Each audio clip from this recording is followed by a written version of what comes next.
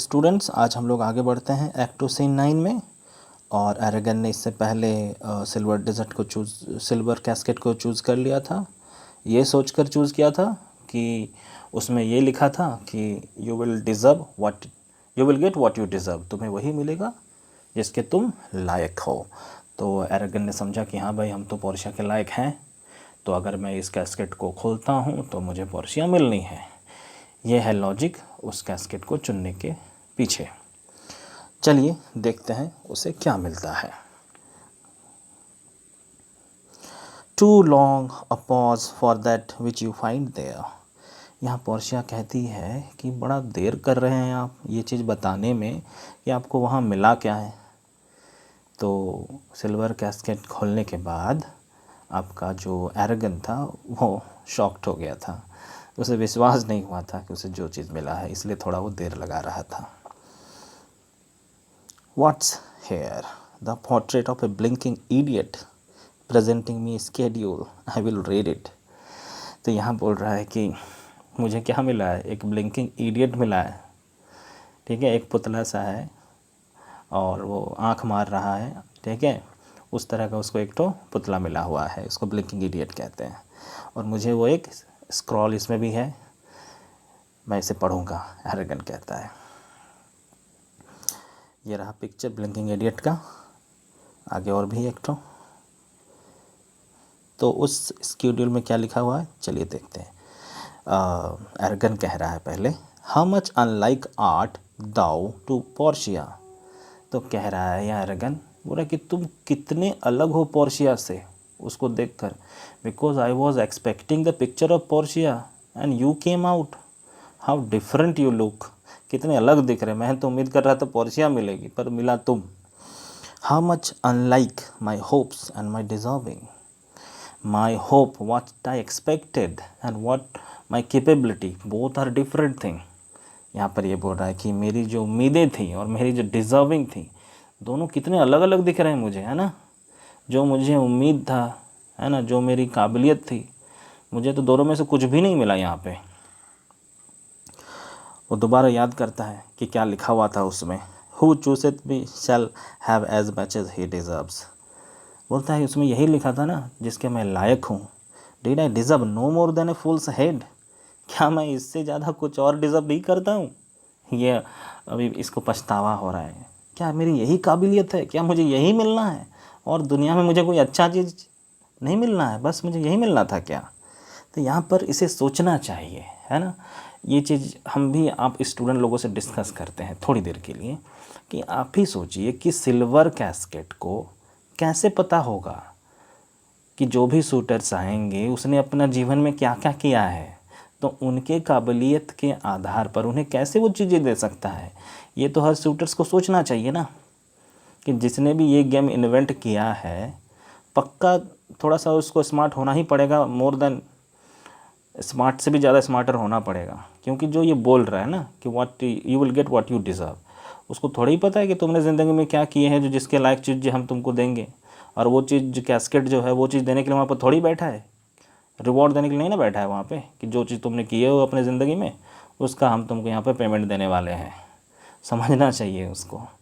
खैर चलिए हम लोग आगे पढ़ते हैं। Is that my prize, are my deserts no better, is my capability is this, क्या मेरी जो डिज़र्विंग है यही है, इससे बेहतर मुझे कुछ नहीं मिलना था। तो यहाँ पे पोर्शिया कहती है, टू ऑफेंड एंड जज आर डिस्टिंक्ट ऑफिसेस। बोलते हैं गलती करना और उस गलती को जज करना दो अलग अलग बातें हैं। ठीक है, आप अगर गलती कर रहे हो ना तो आप उसे जज मत करो, जज करने के लिए किसी और को छोड़ दो। एंड ऑफ अपोज नेचर्स, और ये दोनों जो क्वालिटीज़ हैं, दोनों जो काम है ना, दोनों एक दूसरे के अगेंस्ट में आता है। ठीक है, आगे पढ़ते हैं। उस स्क्रॉल में जो लिखा हुआ है वो पढ़ रहे हैं। What is here, the fire 7 times tried this. Fire ने जिसको, मतलब सिल्वर को 7 टाइम इसको क्या किया है, इसके जेन्युइननेस के, इसको प्योरिटी को चेक किया है सिल्वर को। मतलब सिल्वर के एक्सट्रैक्शन से पहले ना उसमें बहुत बार उसको आग से गुजरना पड़ता है। ये उसका सिल्वर को, मेटल को निकालने का एक प्रोसेस होता है। उसी चीज़ को यहाँ पे बताया गया है। The fire 7 times tried this, fire ने भी इसको 7 बार जज किया है इसकी प्योरिटी को पहचानने के लिए। 7 times tried that judgement is that did never choose amiss. बोलता है ऐसा इंसान जो जिसका जो जजमेंट हो एकदम फायर के जैसा हो, है ना, वो भी किसी चीज़ को उतना जल्दी वो डिसाइड ना कर ले, काफ़ी देर तक वो सोचे, तो इस तरह का इंसान जो भी चीज़ चूज़ करेगा ना, कभी गलत नहीं चूज़ करेगा। सम देयर बी दैट शैडोज़ किस, कुछ ऐसे लोग होते हैं जो बाहरी दिखावा को देखकर अट्रैक्ट हो जाते हैं। शैडोज़ किस मतलब है ना, false things, getting attracted to see false things, false things को देखकर अट्रैक्ट हो जाते हैं। Such have but a shadow's bliss, इस तरह के लोगों को फॉल्स खुशी ही मिलती है। आप फॉल्स चीज़ को देखकर खुश हो रहे हो तो आपको झूठी खुशी ही मिलनी है ना। देयर बी फॉल्स अलाइव इविस, इस तरह के बेवकूफ़ सच में बहुत सारे हैं। Silvered over it, silvered over मतलब कवर्ड मतलब ये होता है कि इस तरह के जो बेवकूफ़ हैं अपने ऊपर बहुत सारे साजो सामान लगा के घूमते रहते हैं। They wear costly clothes, they use lot of cosmetics to beautify themselves, अपने आप को सुंदर बनाने के लिए बहुत सारी चीज़ें लगाते हैं। पर ये चीज़ वो लोग क्यों लगाते हैं? अपनी जो बेवकूफ़ी है, अपनी जो वर्थलेसनेस है, उसको छुपाने के लिए वो लोग लगाते हैं। एंड सो वॉज दिस, और तुम भी उसी में से एक हो। ये जो लिखा हुआ है उस लेटर में बोल रहा है कि तुम भी वैसे ही लोग हो जो बेवकूफ़ हो और ऐसे एकदम छुपा के घूमते हो तुम।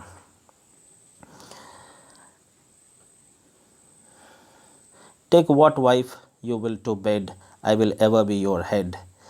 बोलता है कि तुम्हारी वाइफ चाहे कोई भी हो, हम तो हमेशा तुम्हारे साथ ही रहेंगे। वो इडियट बोल रहा है। So be gone you are sped, so यहाँ से निकलो, तुम्हारा काम ख़त्म हो गया, you are loser. Still more fool I shall appear by the time I linger here. Arragon कहता है मैं जितना ज़्यादा देर यहाँ रुकूंगा ना, उतना ही ज़्यादा बेवकूफ़ मैं लगूंगा, क्योंकि एक तो ब्लिंकिंग इडियट मिला है, ऊपर से इस स्क्रॉल में और मेरी बेइज्जती हो रही है, तो मैं यहाँ से निकल रहा हूँ।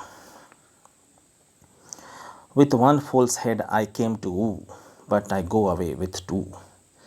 खैर ऊ और टू ये तो शेक्सपियर का कमाल है, फिर भी इसका मीनिंग बताते हैं।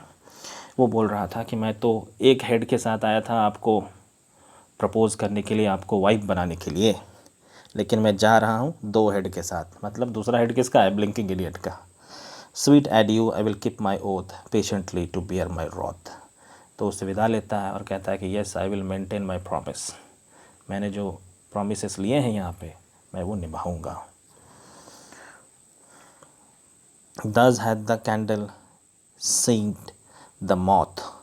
तो यहाँ पे पोर्शिया कहती है कि इस तरीके से कैंडल ने क्या किया, मौत के जो, मौत मैंने समझिएगा तितली होते हैं ना, उसके पंखों को जला दिया। पंखों को जला दिया मतलब क्या? उसके उड़ने की ख्वाहिश को जला दिया। तो यहाँ पर कंपेयर किससे कर रहा है? एरेगन से। एरेगन जो इसका जो ख्वाहिश था ना पोर्शिया को जीतने का, उसको ख़त्म कर दिया।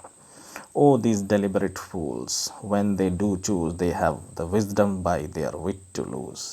बोलता है इस तरह के जो बेवकूफ़ होते हैं ना, जो आते हैं, वो लोग क्या करते हैं, उनका रीज़निंग, जो उनका लॉजिक उन्हें उस तरह का इंटेलिजेंस देता है, उस तरह का उनको डिसाइडिंग कैपेसिटी देता है कि वो लोग हमेशा हारता ही है। ये लोग का जो रीज़निंग है ना सबसे फालतू है। पोर्शिया कहती है कि जिस तरीके से ये लोग चीज़ों को समझता है वो काबिलियत ही नहीं है इन लोगों में, इनमें वो अच्छी काबिलियत है ही नहीं किसी चीज़ को अच्छा समझना या सही समझना। The ancient saying is no heresy hanging and wiving goes by destiny. यहाँ पे नेरिसा कहती है, पुरानी कहावत आपने सुना ही होगा कि हैंगिंग एंड वाइविंग माने फांसी पर लटकना और शादी करना माने पत्नी पाना, ये दोनों डेस्टिनी के ज़रिए ही हो सकता है, भाग्य में होना चाहिए बस, तभी होगा। Come draw the curtain Nerissa. Portia कहती है चलो इसको ख़त्म करो, पर्दे उर्दे लगा दो। तो students, I am not going further from this, so I am stopping here. I will be present with the new videos Act 2 Scene 9 Part 3rd very soon. Sorry, Part 4. Till then, take care of yourself. Bye.